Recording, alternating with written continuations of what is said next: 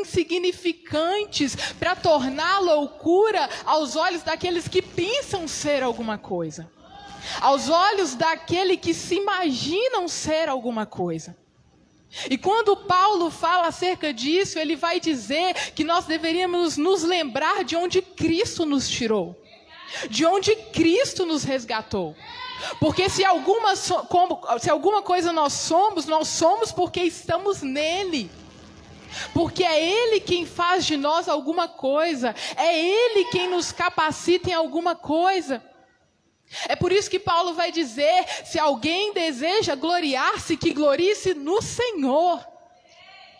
Em lugar nenhum, de forma nenhuma, existe glória em nós mesmos para operarmos aquilo que Cristo deseja operar em nós. E ele discorre, ele continua no capítulo 2 e ele vai dizer, é por isso que estando no meio de vocês, eu procurei saber coisa alguma. Eu não procurei vir com sabedoria humana, eu não procurei vir com conhecimento, mas eu desfiz de tudo aquilo que julgava ser conhecimento humano, para que o Espírito pudesse ministrar a vocês, de forma que a fé de vocês pudessem ser edificadas em Cristo e em Jesus, e não seja uma fé passageira e uma fé que se esvai. Paulo ministra isso à igreja. E quando ele fala acerca da sabedoria humana, Paulo titula essa sabedoria. Porque hoje, o que nós vemos mais são pessoas em busca de sabedoria. E qualquer pouco conhecimento é sabedoria. Qualquer pouco conhecimento é motivo de que eu me exiba. Qualquer pouco conhecimento é motivo de que aquilo me encha, me leva para um outro foco. E Paulo vai dizer, sabedoria essa que consiste em justiça, em redenção e em santidade. A sabedoria de Deus tem nome. A sabedoria de Deus por Paulo é titulada. E ele vai dizer que essa sabedoria se consiste em justiça, em redenção e em santidade. E a mensagem que eu quero poder ministrar hoje a você é guardando a fé. E o texto que nós lemos, Paulo ele vai dizer aqui em Romanos capítulo 1 e no versículo 16, que ele não se envergonhava do Evangelho, porque o Evangelho é o poder da ação de Deus. Conhecer o Evangelho é ter uma vida de ação de Deus, ou seja, ação, poder da ação, transformação. É impossível que alguém que tenha um encontro com o Evangelho não sofra o poder da ação de transformação de Deus. No capítulo 12 ele vai dizer, não nos conformemos com este mundo, antes sejamos o quê? Transformados na mente. E quando Paulo fala o poder da ação de Cristo, ele vai dizer que a transformação de Deus sobre nós. Transformação de quê? Transformação de Deus para a salvação de todo aquele que crê, primeiro judeu, depois grego. Porque no Evangelho é revelada. Entenda uma coisa. Existem coisas que são reveladas para quem se encontra com a salvação e tem acesso ao poder da ação de transformação de Deus. Então ele vai dizer revelada. Revelada o quê? Revelada a justiça. Justiça que compõe o quê? Um dos requisitos da sabedoria que consiste em Deus. Então ele vai dizer revelada a justiça de Deus. Justiça que se dá do princípio ao fim e é pela fé. E ele vai dizer, o justo viverá da sua fé.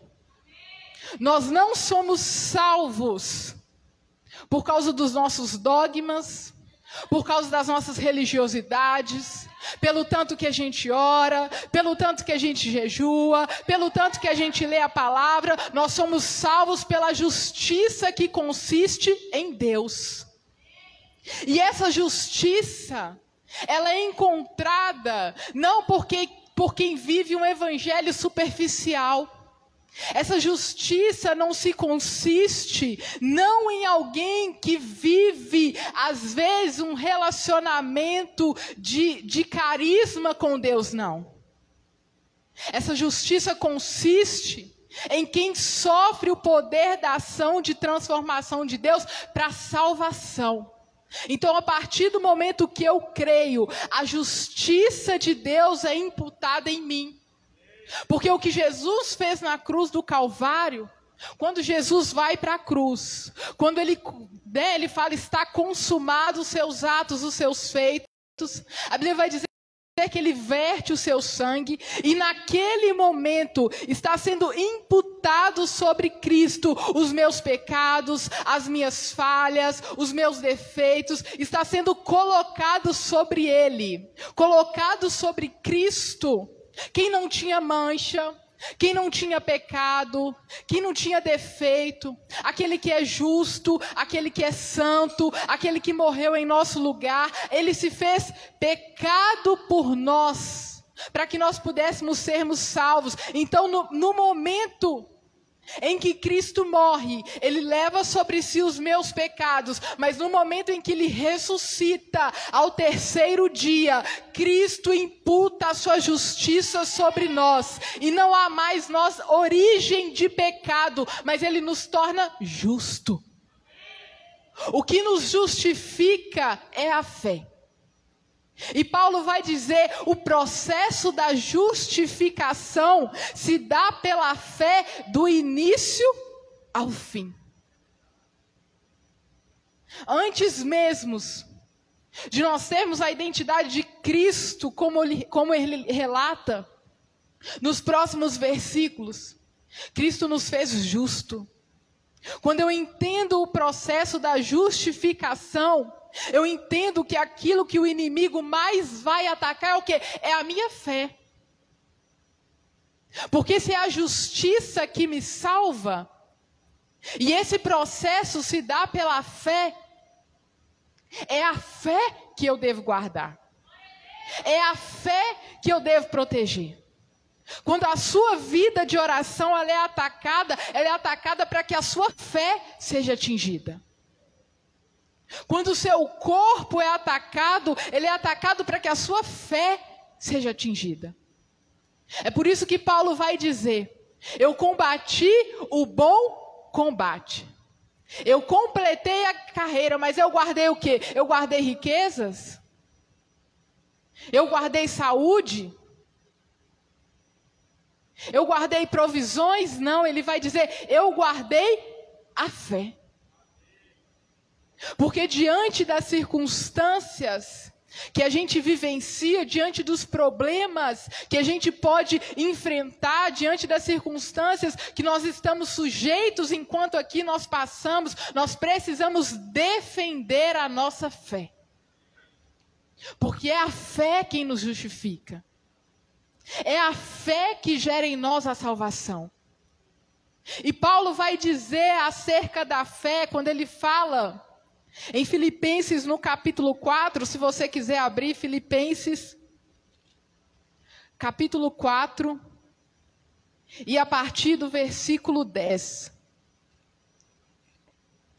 Abri Efésios aqui, Filipenses, capítulo 4, e no versículo 10 ele diz assim, alegro-me grandemente no Senhor, porque finalmente vocês renovaram o meu interesse por mim, de fato já se interessavam, mas não tinham oportunidade para demonstrá-lo. E aí ele vai dizer no versículo 11, não estou dizendo isso porque eu esteja necessitado, pois aprendi a adaptar-me a qualquer circunstância. Sei o que é passar fome, sei o que é passar necessidade, sei o que é ter fartura, mas aprendi o segredo de viver contente em toda e qualquer situação. Seja bem alimentado, seja com fome, tendo muito ou passando necessidade, tudo posso naquele que me fortalece. Então Paulo é um exemplo de que ele aprendeu a adaptar-se a qualquer circunstância, a qualquer dificuldade. E é interessante nós falarmos sobre isso, porque quando a gente pensa em circunstâncias, a gente pensa apenas naquilo que nos fere ou naquilo que nos machuca. Mas Paulo não vai dizer que ele apenas aprendeu a adaptar quando ele estava passando fome. Não, ele também aprendeu a adaptar-se quando ele estava em fartura. Porque tanto passar necessidade, ou quanto viver momentos que são bons, isso nos gera aprendizado. Então Paulo vai dizer, eu aprendi o quê? Adaptar. Deus nos fez adaptáveis às situações, às circunstâncias. Não sei você, talvez você passou por um momento, por um leito de enfermidade, por uma circunstância, e eu aposto que nesse lugar Deus te ensinou alguma coisa no momento em que você estava em adaptação. Deus te restaurou a saúde. Aposto que você precisou adaptar-se a esse momento de gozo em desfrutar da sua saúde. Aí, qual é o aprendizado? Gratidão. A dificuldade, ela nos torna mais sensíveis, mais quebrantados ao Espírito, a Deus, a oração, a busca. Mas os momentos de alegria também devem gerar em nós algum processo de adaptação para que a gente cresça.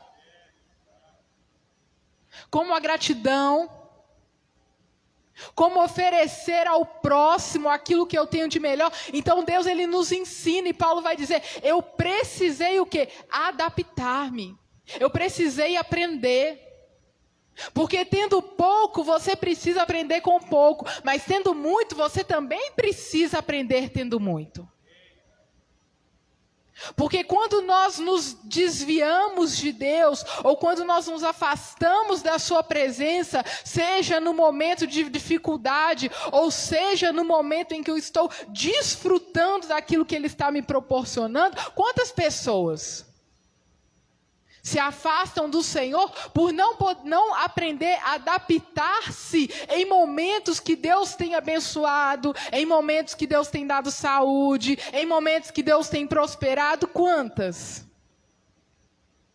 Então Paulo vai dizer que nós precisamos adaptar em qualquer e toda circunstância. E ele vai dizer que a fé, ela nos justifica. E é tão interessante isso, porque a fé, irmão, ela não anula a lei.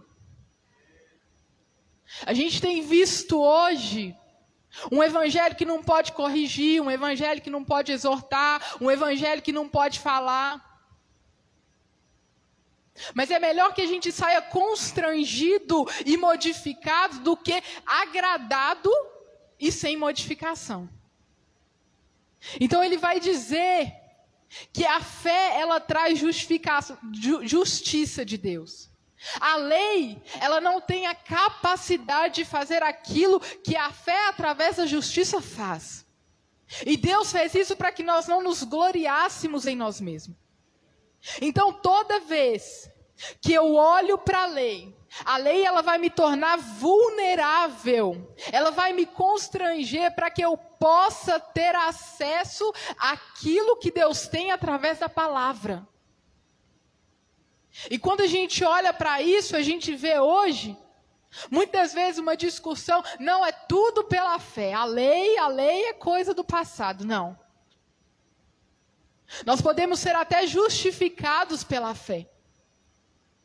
Mas se nós quisermos sermos amigos de Jesus, nós precisamos praticar a obediência. Porque não existe relacionamento com Deus sem obediência. Jesus vai dizer, aquele que me ama é aquele que pratica fé? É aquele que obedece. Então a obediência da lei, ela me torna amigo de Jesus, ela me aproxima a um lugar de intimidade com Deus. Ela me aproxima a um lugar onde eu seja direcionado à presença de Deus, a um relacionamento com Deus, a uma postura com Deus. E ele fala que essa sabedoria consiste em justiça, E ele vai falar que essa sabedoria consiste em redenção. E quando nós olhamos para a redenção, nós vemos que o que Cristo fez por nós foi resgate. E Ele nos resgatou, não para que nós fôssemos órfãos, não para que nós vivêssemos como escravos novamente, mas Ele nos resgatou para que nós pudéssemos agir como filhos. E quando nós agimos com fé, quando nós temos convicção da justiça de Deus, nós nos colocamos no lugar de filhos. Nós temos uma origem paterna celestial. Nós temos um Pai que nos guia. Nós temos um Pai que está descrito no Salmo 23, quando o salmista diz: o Senhor é o meu pastor e de nada eu tenho falta. De nada eu tenho falta. E esse pastor, ele corrige a sua ovelha. Esse pastor, ele leva para as águas tranquilas em meio ao cansaço. Ele refrigera a alma.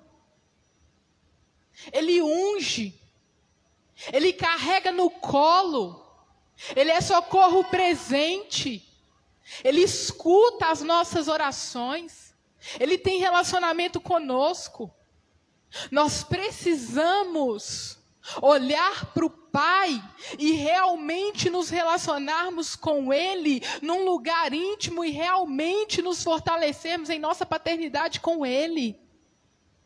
Ele é Pai. Ele é amoroso. Ele é justo. Ele cuida. Ele supre as suas necessidades. E é tão interessante isso, o Salmo 23, e eu gosto muito disso, porque no final do verso vai dizer que ele corrige, com a vara e o cajado que direciona no caminho. Mas quando uma ovelha machuca a sua pata, não sei se é pata que fala, mas é pata, quando ele machuca, quando ele fere, ele carrega no colo e ele passa o óleo. Tem circunstância que Deus nos leva, tem momento em que a vara precisa ser exercida, para que às vezes o rumo ou direção que nós estamos andando, Ele nos direciona de novo, Ele nos acolhe, e é nesse momento que nós vamos para o seu colo. Ele é pastor. Ele não mata a sua ovelha, Ele cuida da sua ovelha. Ele traz a sua ovelha para perto. Redenção. Lembre-se de que você veio para a presença de Deus não para ser matado, não para ser ferido, mas para ser cuidado. Ele te resgatou, Ele te redimiu, Ele te trouxe para si. E Paulo vai terminar dizendo que essa sabedoria, além de justiça, além de redenção, ela consiste também em santidade. Não existe relacionamento com Deus sem santidade. Não existe vida com Deus sem santidade. E santidade não quer dizer perfeito, porque perfeição é você ser feito até o fim em todos os processos, mas Deus tem nos aperfeiçoado. E Ele vai dizer que essa santidade que consiste na sabedoria de Deus, essa santidade, a Bíblia vai dizer que aqueles que são santos, aqueles que são puros, verão ao Senhor. E é interessante isso, porque quando nós aceitamos a Cristo, quando nós exercemos a fé e somos justificados, outrora nós havíamos o quê? Arrependido. Quando eu aceito a Cristo, eu me arrependi. Mas quando eu estou em Cristo, eu não vivo mais um processo de arrependimento. Eu vivo o processo de regeneração. Irmão, não existe isso de cristão ficar arrependendo. E quando eu digo arrependendo, porque quando nós nascemos em Cristo e quando o Espírito habita em nós, existe uma guerra. Regeneração é guerra. Eu nasci de novo e agora eu luto todos os dias para que a pessoa de Cristo que habita em mim faça morada. Paulo vai dizer que nós já somos mortos para o pecado e que agora nós vivemos para Cristo. Quando você entender que tudo aquilo que te seduz, que tudo aquilo que fere a sua fé, É pelo fato da regeneração, é pelo fato de você estar em guerra. A sua convicção de tentar o tempo todo, não, eu erro e eu me arrependo, eu erro e eu me arrependo. Você precisa entender que você está em guerra. E em guerra a gente não vive em arrependimento, guerra a gente luta. Guerra a gente se reveste. Paulo vai dizer em Efésios 6, revistam-se de toda a armadura. Nós precisamos nos revestir. E eu quero finalizar essa mensagem em Efésios 6. Se você quiser abrir Efésios 6.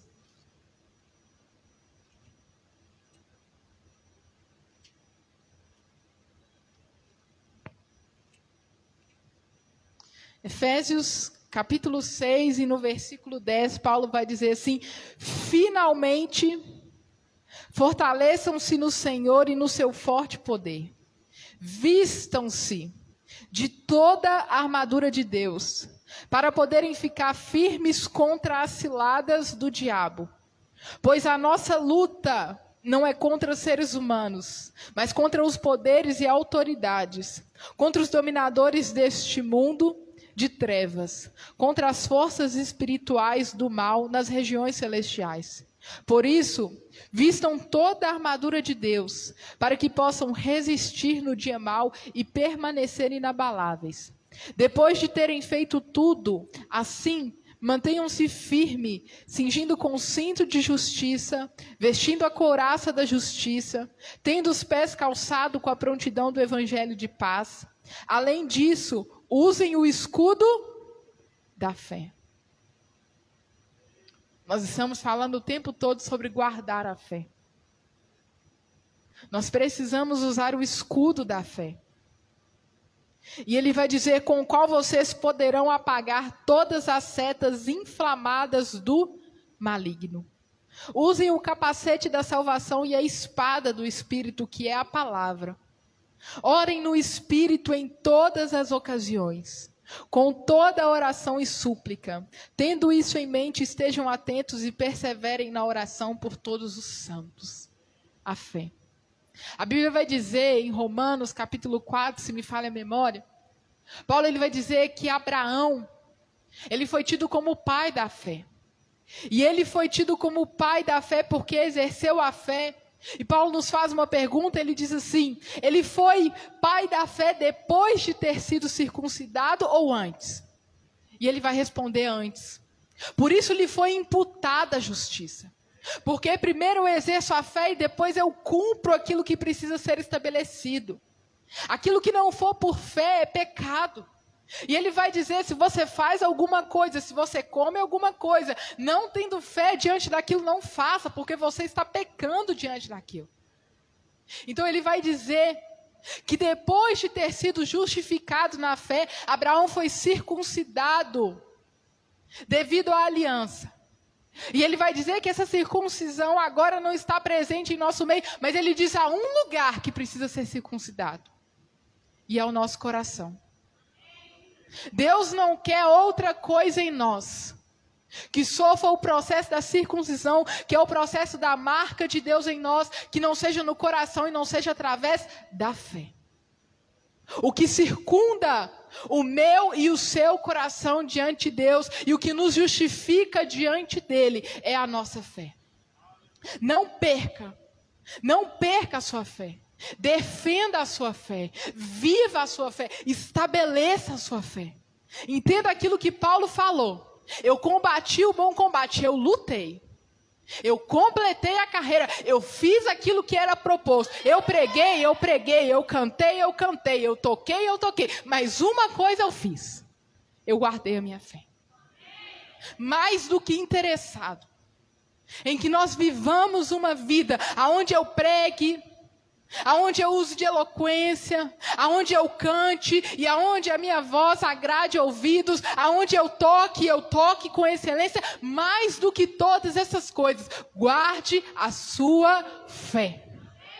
Defenda a sua fé. Amém? Eu quero te convidar para ficar em pé. Nós vamos orar. O tempo já está finalizando ali também. E eu quero orar por algo específico nessa noite. Talvez você entrou aqui e tem passado por dias que você tem pensado acerca da sua fé. Porque existem, irmãos, circunstâncias tão difíceis. Existem momentos tão difíceis. Tem situações que parece que o chão sai debaixo dos nossos pés. Tem dias que são escuros, tem dias que são sombrios. Tem dia que a gente não enxerga um palmo para onde vai pisar, um palmo para onde vai ir. E o inimigo às vezes se aproveita desses momentos, dessas circunstâncias, e aí a nossa fé ela fica como o mar, agitado de um lado para o outro. Mas a palavra que o Espírito Santo me direcionou nessa noite é para que você possa entender que aquilo que tem te atingido, aquilo que às vezes tem trago aflito ao seu coração, você precisa permanecer em fé. E eu sinto nessa noite, eu creio, que pelo poder do Espírito, nós sejamos revestidos e nós seremos revigorados na nossa fé. Amém? Pai, nós te agradecemos nessa noite pela tua presença. Senhor, nós oramos e nós rendemos graças ao Senhor. Espírito Santo, obrigada pela oportunidade de ministrar a sua palavra, de falar, Senhor, da tua palavra. Senhor, eu oro para que pessoas sejam revestidas nessa noite. Senhor, eu oro para que pessoas sejam fortalecidas nessa noite. Ó Pai, eu sinto que tem pessoas em seu particular que têm vivido momentos dentro do quarto, Senhor, em questionamento. Momentos que precisam ser recorridas pelo bom pastor. Momentos que precisam ser abraçadas pelo teu Espírito Santo. Senhor, nós sabemos que não há, ó Pai, força e capacidade em nós mesmos. Mas nós cremos nessa noite, pelo Espírito Santo e pela profissão da Tua palavra, Senhor, que nós seremos revigorados, nós seremos, ó Pai, fortalecidos. Ó Pai, a Tua palavra diz que o Senhor fortalece o cansado e dá força àquele que está sem vigor. Nós pedimos, ó Pai, que no mundo espiritual, seja qual for a batalha, seja qual for o obstáculo, ó Deus, que o Senhor possa dissipar. Nós oramos para que seja dissipado no mundo espiritual aquilo que tem afligido os seus filhos, aquilo que tem trago, ó Pai, fraqueza espiritual. Senhor, nós oramos a Ti e nós clamamos, ó Pai. Nós pedimos pelo Teu socorro. Nós clamamos pela Tua provisão. Espírito Santo, supre, ó Pai. Supre as necessidades dos Seus filhos, Senhor. Supre as necessidades daqueles que estão necessitados no momento.